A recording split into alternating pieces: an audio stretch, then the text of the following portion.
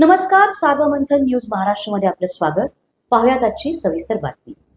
राहुरी नगर पाथर्डी मतदारसंघाचे आमदार शिवाजी कर्डिले यांचे निवासस्थान अतिक्रमणात असून अगोदर ते अतिक्रमण हटवा, मग हातावर पोट असणाऱ्या गोरगरिबांचे अतिक्रमण हटवण्यात यावे, अशी मागणी माजी मंत्री प्राजक्ता तनपुरे यांनी पत्रकार परिषदेत दिली आहे. सर्वत्र अतिक्रमण काढण्याची मोहीम ही शासनाद्वारे शासनाच्या वेगवेगळ्या विभागांद्वारे चालू आहे. ठीक आहे, कायद्याप्रमाणे अतिक्रमण काढण्याला कोणाचा विरोध नाही, परंतु मात्र हे अतिक्रमण काढत असताना काही ठराविक लोकांना न्याय, काही ठराविक लोकांवर अन्याय देखील मोठ्या प्रमाणात होताना दिसून येते. खरं गोरगरिबांचे अतिक्रमण काढण्याच्या आधी या प्रशासनाने या जिल्ह्यातले जे धनदांडगे असतील, पुढारी असतील, आमदार खासदार असतील, यांचे अतिक्रमण जर आधी काढले असते, त्यांना जर व्यवस्थित त्या ठिकाणी जमीनदोस्त केले असते आणि नंतर बाकीच्यांवर केलं असतं, तर खरं तो एक पथदर्शी उदाहरण नगर जिल्ह्याचं झालं असतं. माझ्याकडे एक जबाब आहे 2000 साधारणपणे तारीख 2000 साधारणपणे 22 ची वगैरे दिसतीये.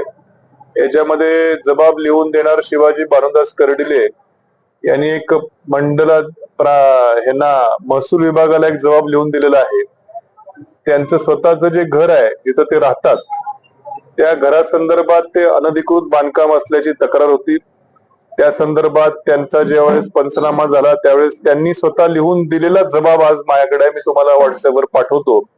त्यातलं फक्त शेवटचा पॅराग्राफ 4-5 ओळी मी वाचतो, पूर्ण वाचून आपला वेळ घेत नाही. मान्य सहाय्यक संचालक नगर रचना अहमदनगर यांनी मंजूर केलेल्या रेखांकनाप्रमाणे शेतघराच्या तळमजल्याचे बांधकाम केलेले आहे. म्हणजे त्यांचं जे शेतघर म्हणून फार्म हाऊस म्हणून जे सध्या तिथे राहतात, त्याची जी काय बांधकाम परवानगी सहाय्यक संचालक टाउन प्लॅनिंग कडनं जे काय नकाशे लेआउट मंजूर केले होते, त्यानुसार त्यांनी बोलले की शेतघराच्या तळमजल्याचे त्यानुसार बांधकाम केलेले आहे. तथापि प्रत्यक्ष जागेवर पहिल्या मजल्याचे म्हणजे फर्स्ट फ्लोअर, तळमजल्याच्या वरती जो वरचा मजला आहे, पहिल्या मजल्याचे केलेल्या बांधकामाचे सुधारित बांधकाम नकाशे तयार करून मान्य उपविभागीय अधिकारी म्हणजे प्रांत नगर यांच्याकडेच बांधकाम परवानगी मिळणे कामी प्रकरण सादर करणार आहे. म्हणजे हे घर जवळपास 10-15 वर्षापूर्वी बांधलेलं आहे. 2022 मध्ये ते महोदय सांगतात की मी तळमजला जो आहे हा नियमित आहे, पण वरच्या मजल्याचं बांधकाम तेच सांगतात की माझं अनधिकृत आहे. त्याच्या बांधकाम परवानगीसाठी मी सादर केलेलं आहे पण नाही म्हणत आहे, सादर करणार आहे असं त्यांच्या जबाबात ते लिहितात. आणि हा दिनांक 16/6/22 रोजी मी हा जबाब लिहून दिला. सदरचा जबाब मी सांगितल्याप्रमाणे टंकलिखित करण्यात आला असून तो खरा व बरोबर आहे. जबाब लिहून देणार शिवाजीराव भानुदास कर्डिले. हे इथं माझ्याकडे हे जबाब आहे, तुम्हाला सर्वांना व्हॉट्सअप देखील करतो.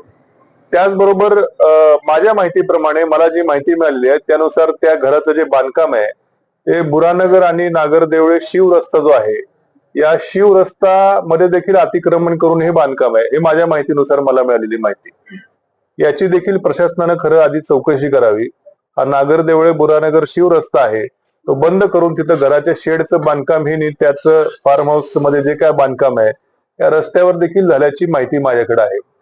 आणि मग जर या जिल्ह्यातले आमदार ज्यांच्याकडे 3 लाख लोकांचं जे प्रतिनिधित्व करतात, अशांचं घर अनियमित आहे, म्हणजे बांधकाम परवानगी नसताना बांधलेलं घर आहे, ते पण 10-12 वर्षापूर्वी त्यांनी जबाब लिहून दिलेला आहे. त्याचबरोबर ते घर जर रस्त्यामध्ये आहे तर खरं या बांधकामावरती प्रशासन का कारवाई करत नाही? या जिल्ह्यातल्या मी तर म्हणतो सगळ्याच आमदार खासदार काय असतील या लोकांचे खरं आधी अतिक्रमण पाडावेत आणि नंतर सर्वसामान्य आमचा हातावरती पोट असलेला गोरगरीब व्यावसायिक आहे त्यांच्याकडे नंतर यावं. सुरुवात मात्र या सगळ्या अशा पुढाऱ्यांपासून, लबाड पुढाऱ्यांपासून खरं सुरुवात ही प्रशासनानं केली पाहिजे. परंतु मात्र हे सध्याचं हे जिल्हा प्रशासन हे सगळ्या या पुढाऱ्यांच्या हातचं खरे घरकाम करणारे घरगडी आहेत, त्यांच्या अशा प्रमाणे सध्या ते वागतायत. त्या बुरानगर मध्ये देवीचे जे तुळजापूरच्या देवीचे भगत आहेत त्यांचं एक बांधकाम त्या ठिकाणी मोठा पोलीस बंदोबस्त लावून ते सगळं 1.5 कोटीचं बांधकाम पाडलं. 1.5 कोटीचं. वास्तविक पाहता मला मिळालेल्या माहितीनुसार त्यांनी बांधकाम परवानगीसाठी रितसर अर्ज केला. त्या टाउन प्लॅनिंगने त्यांचे नकाशे सगळे व्यवस्थित ओके आहेत म्हणून पुढे महसूल विभाग अधिकाऱ्यांकडे पाठवले. मंजुरी द्यायचं काम प्रांतांकडे असतं. 2 वर्ष झाले प्रांतांकडे फाईल पडली, ना रिजेक्ट केले ना मंजूर केले. अशा वेळेस कायद्यानुसार 90 दिवसानंतर जर परवानगी दिली नाही तर ती दिलेली आहे असं ग्राह्य धरावं लागतं. म्हणजे एका अर्थानं ते अधिकृत बांधकाम असताना देखील मोठा फौजफाटा लावून ते पाडलं. आणि सर्वात दुःखाची खेदाची बाब म्हणजे देवीच्या प्रवेशद्वाराचं जे नाव होतं कमानुती, ती देखील त्यांनी त्या ठिकाणी पाडलेली आहे. पण मात्र यांचं स्वतः लिहून दिलेलं बांधकाम आहे ते मात्र प्रशासन त्याला कुठलाही धक्का लावत नाही. आणि म्हणून जिल्हा प्रशासनामध्ये खरंच धमक जर असेल, खरंच तुम्हाला अतिक्रमण पाडायचे असतील, सर्वोच्च न्यायालयाचा आदेश पाडायचा असेल तर सुरुवात या जिल्ह्यातल्या सगळ्या आमदार खासदारांच्या अतिक्रमण तपासा, त्यांच्या घराची बांधकामं नियमित आहेत की नाही तर तपासा, आणि नंतर आमच्या सर्वसामान्य माणसाला त्या ठिकाणी तिथं काय असेल तर कारवाईकडे पुढे जावं. खरंच जर हे जिल्हा प्रशासनाकडे अधिकाऱ्यांकडे काहीतरी खरंच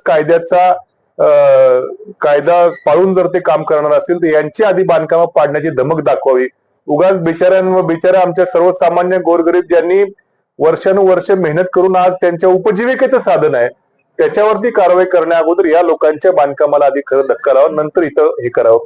आणि राहुरी नगरपालिकेचं देखील जे काय अतिक्रमण करायची कारवाई चालू, आमचा काही विरोध नाही, ठीक आहे, नियमाप्रमाणे काय असेल ते करा, पण मात्र थोडीशी काहीतरी सहानुभूती, थोडीशी माणुसकी बघून याच्यावरती करावं. आणि एक न्याय, एकाला एक न्याय, दुसऱ्याला दुसरा न्याय असं न करता सरसकट केलं असं तर आम्ही काय म्हटलो नसतो. पण मात्र काही ठिकाणी तुम्ही काय करता, काही ठिकाणी म्हणजे तोंड बघून करता की काय हेही कळत नाही. आणि म्हणून थोडस सहानुभूतीपूर्वक त्या ठिकाणी विचार करून नगरपालिकेने त्या ठिकाणी कारवाई करावी, हा देखील आमचं मागणी आहे. सार्वमंथन न्यूज महाराष्ट्राला लाईक करा, शेअर करा, सबस्क्राईब करा.